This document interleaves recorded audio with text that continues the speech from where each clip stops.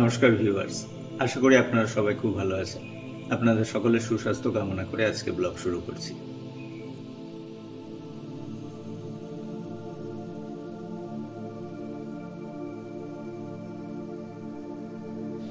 Viewers, আজকে আমার ব্লগে আপনাদেরকে যে জায়গাটা দেখাবো সেই জায়গাটা নদিয়া জেলার মায়াপুরের খুব কাছে বামুনপুকুর বলে একটা জায়গা। এখানে একটা প্রত্নস্থল রয়েছে যার নাম বল্লাল ঢিপি। তবে যারা মায়াপুর বা নবদ্বীপে আসেন, খুব কম মানুষই হয়তো বামুনপুকুরের এই প্রায় 1200 বছরের প্রাচীন প্রত্নস্থল দেখেছেন। তাই আপনাদেরকে বলবো, কখনো মায়াপুর বা নবদ্বীপ আসলে অবশ্যই এই প্রত্নস্থলে আসবেন। খুব সুন্দর একটা জায়গা। আপনাদেরকে এর ইতিহাস সম্পর্কে আমি কিছু জানাচ্ছি।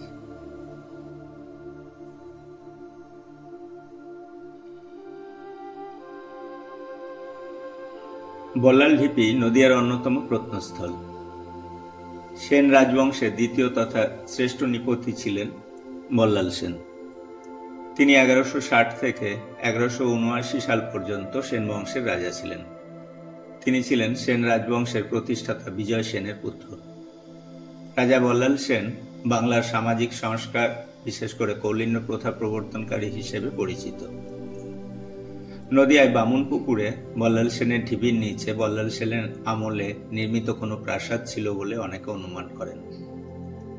খনন কার্যের ফলে পাওয়া নিদর্শন থেকে অনেকেই একে বৌদ্ধ বিহারও বলেও মনে করে। আবার অনেকের মতে এটি বাংলার সর্বকালের সর্ববৃহৎ এবং সর্বপ্রাচীনতম মন্দির, যা খ্রিস্টীয় 7ম বা 8ম শতকে নির্মিত হয়েছিল। ঐতিহাসিকরা অনেকেই মনে করেন ধ্বংসস্তূপটি তৎকালীন সমাজের ধ্বংস হয়ে যাওয়া শহর বিজয়নগরের একটা অংশ। তবে এই ঢিপির নিচে অনেক পরে ইমারতের উপরের অংশটি নির্মিত হয়েছিল।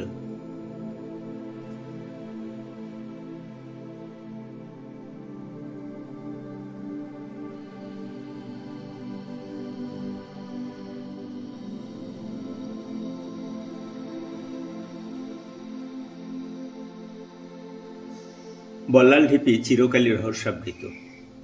আসলে কি এই বল্লাল ঢিপি? সত্যিই কি সেন রাজাদের প্রাসাদের ধ্বংসস্তূপ নাকি বৌদ্ধস্তূপ? নিশ্চিত উত্তর আজও সকলের অজানা। প্রত্নতত্ত্ব বিভাগের লিখিত তথ্য থেকে জানতে পারি, খনন কার্যের সময় পঙ্খের মূর্তি, পোড়ামাটির মানুষ, জীবজন্তুর মূর্তি, তামা ও লোহার জিনিসপত্র, পেরেক ও নানান প্রত্ন সামগ্রী পাওয়া গিয়েছিল। বিস্তৃত প্রাঙ্গণের মধ্যে অবস্থিত বৃহদায়তন ইটের ইমারতের চারিদিকে উঁচু প্রাচীর। এই ভগ্নাবশেষে যে অংশটি বিশেষ নজর কাড়ে তা হল সিংহের মুখ সমন্বিত পয় প্রণালী। প্রত্নতাত্ত্বিক গবেষণা ও পরীক্ষা নিরীক্ষার মাধ্যমে জানা যায়, ইমারতের নিচের অংশটি নির্মাণের অনেক পরে উপরের অংশটি নির্মাণ করা হয়। 8ম 9ম শতকে ধ্বংসপ্রাপ্ত পুরাতন স্থাপত্য কীর্তির উপর নির্মিত এই সৌধের উপরিভাগ আনুমানিক দ্বাদশ শতক। তাছাড়াও বিভিন্ন সময়ে মেরামত, পরিবর্তন এবং সংযোজনের নিদর্শনও পাওয়া গেছে। ইতিহাসবিদগণ মনে করেন ধ্বংসস্তূপটি ছিল তৎকালীন যুগের ধ্বংস হয়ে যাওয়া শহর বিজাপুর বা বিজয়নগরের একটি অংশ। বিজাপুর ছিল সেন আমলের অত্যাধুনিক শহর এবং সেন বংশের রাজধানী।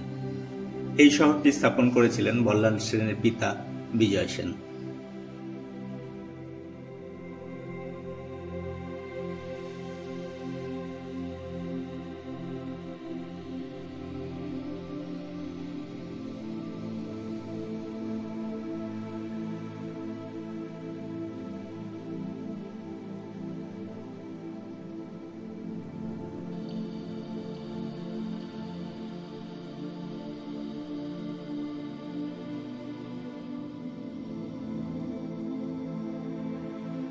ভিউয়ার্স, আমি আপনাদেরকে জানাচ্ছি আপনারা কিভাবে বামুনপুকুরের এই বল্লাল ঢিপিতে আসবেন। শিয়ালদহ স্টেশন থেকে কৃষ্ণনগর লোকাল ধরে কৃষ্ণনগর নেমে মায়াপুরগামী বাসে করে চলে আসতে পারেন এখানে। তাছাড়া হাওড়া থেকে কাটোয়া লোকাল ধরে নবদ্বীপ ধামে নেমে টোটোতে গঙ্গার ঘাট তারপর সেখান থেকে মায়াপুরে আসতে পারেন। মায়াপুর থেকে অটোতে বা টোটোতে বামুনপুকুর পরিদর্শন করতে পারেন।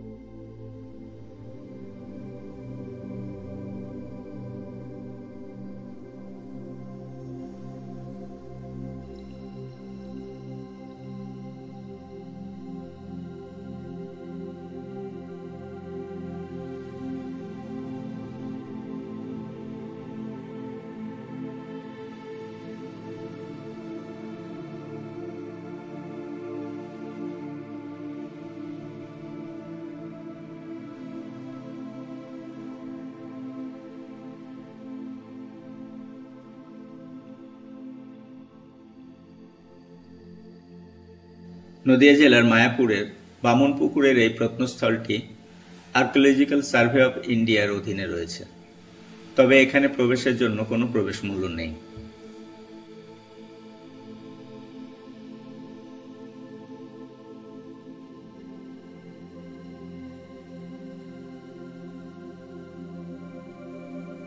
ভিউয়ার্স, আপনারা যারা নবদ্বীপে বা মায়াপুরে আসেন তাদেরকে অনুরোধ করব, মায়াপুরের এত কাছে এত সুন্দর একটা ঐতিহাসিক স্থান, এখানে অবশ্যই আপনারা ঘুরে যাবেন।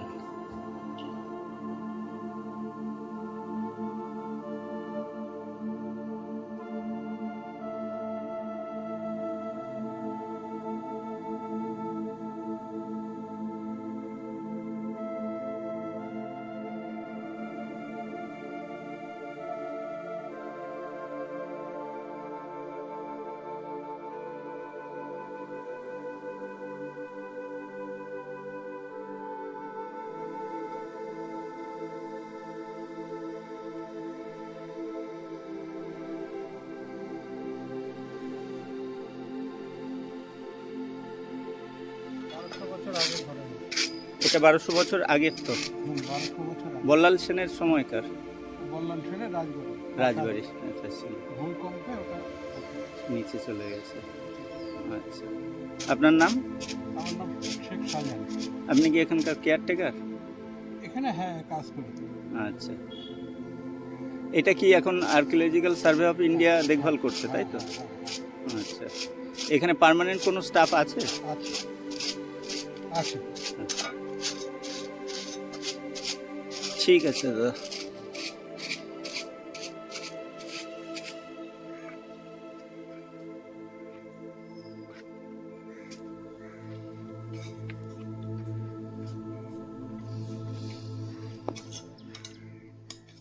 এই জায়গাটা দেখে খানিকটা মনে হচ্ছে রাজপ্রাসাদের যেই জায়গাটা।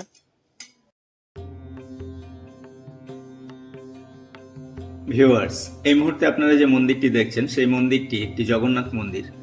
এটিও নদিয়া জেলার মায়াপুরে অবস্থিত, রাজাপুরে।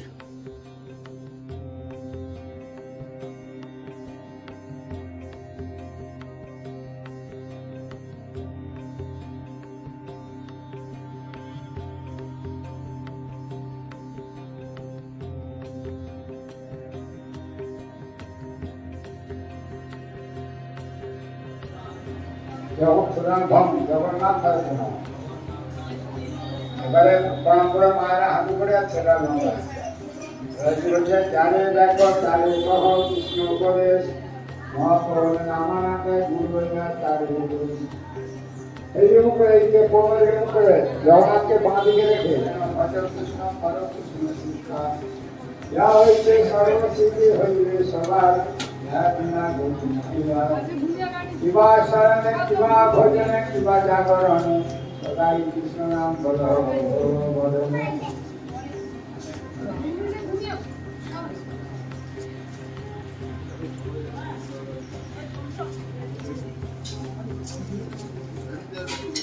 গুরুদেব দয়াময়,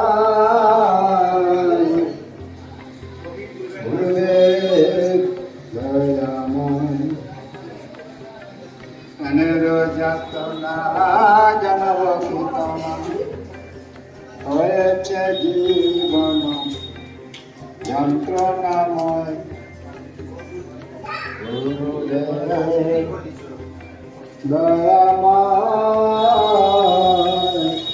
গুরুদেব দয়াময়। শ্রীকৃষ্ণ ভক্তিতে নাহি চায় মতি, শ্রীকৃষ্ণ ভক্তিতে নাহি চায় মতি, বিষয় ভক্তিতে প্রবল আসক্তি, বিষয়ের আশা নাহি ছাড়ে মন, বিষয়ের সখা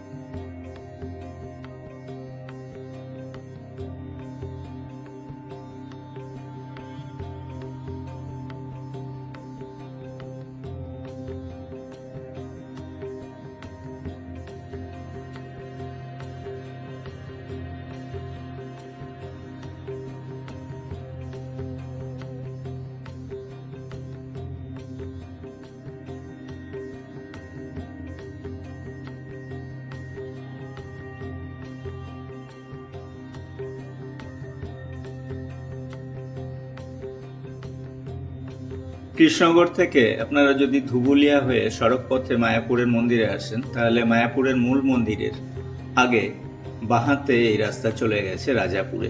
সেখানেই এই এত সুন্দর পরিবেশে অবস্থিত এই মন্দিরটি। আপনারা এখানে আসলে অবশ্যই এখানে আপনাদের ভালো লাগবে।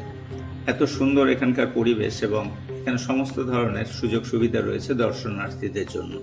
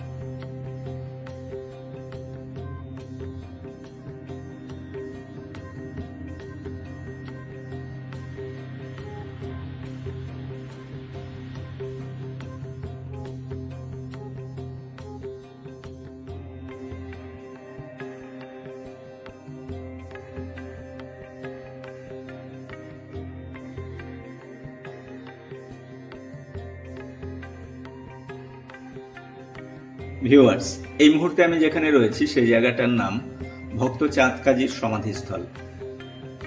এটিও মায়াপুরে অবস্থিত। চাঁদকাজি তৎকালীন যুগে এই এলাকার একজন ছোট রাজা এবং বিশেষ প্রভাবশালী ব্যক্তি ছিলেন। তিনি প্রথম জীবনে বৈষ্ণব আন্দোলন ও শ্রী চৈতন্যদেবের ঘোরতর বিরোধী হলেও পরবর্তীকালে শ্রী চৈতন্যদেবের ভাবাদর্শে অনুপ্রাণিত হয়ে বৈষ্ণব ধর্মে দীক্ষা গ্রহণ করেছিলেন। চাঁদকাজির সমাধির উপরে প্রকাণ্ড চাপা গাছটি প্রায় 500 বছরের পুরানো।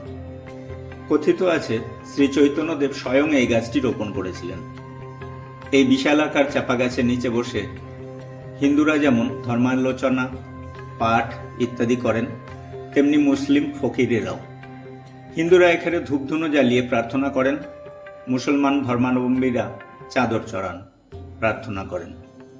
আগত ভক্তরা সমাধিস্থল প্রদক্ষিণ করতে করতেই এখানে শ্রী চৈতন্যদেব এবং চাঁদকাজির যে মিলন এবং তাদের যে ভক্তিভাব সেটাকে স্মরণ করেন।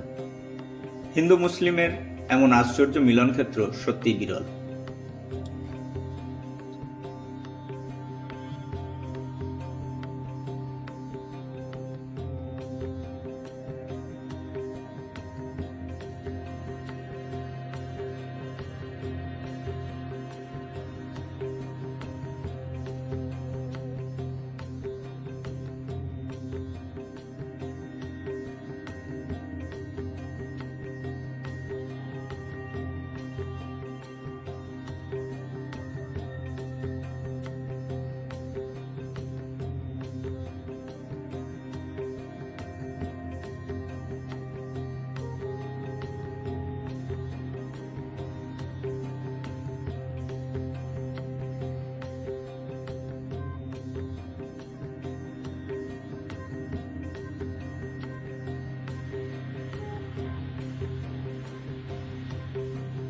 বন্ধুরা, এই মুহূর্তে আমি রয়েছি মায়াপুরের গঙ্গার একদম ধারে অবস্থিত জাহ্নবী কুটির বলে একটা আশ্রমে।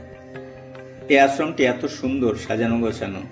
এখানে একজন আমেরিকান সন্ন্যাসী থাকেন। আমার আগের একটা এপিসোডে আপনাদেরকে আমি দেখিয়েছি। আপনারা মায়াপুরে আসলে এই জাহ্নবী কুটিরে এসে গঙ্গার ধারের এত সুন্দর একটা পরিবেশে কিছু সময় কাটাতে পারেন।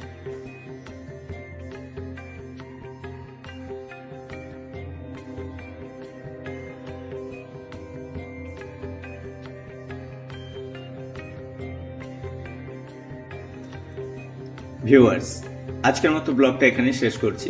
আবার আপনাদের সঙ্গে দেখা হবে অন্যদিন অন্য কোথাও। নমস্কার।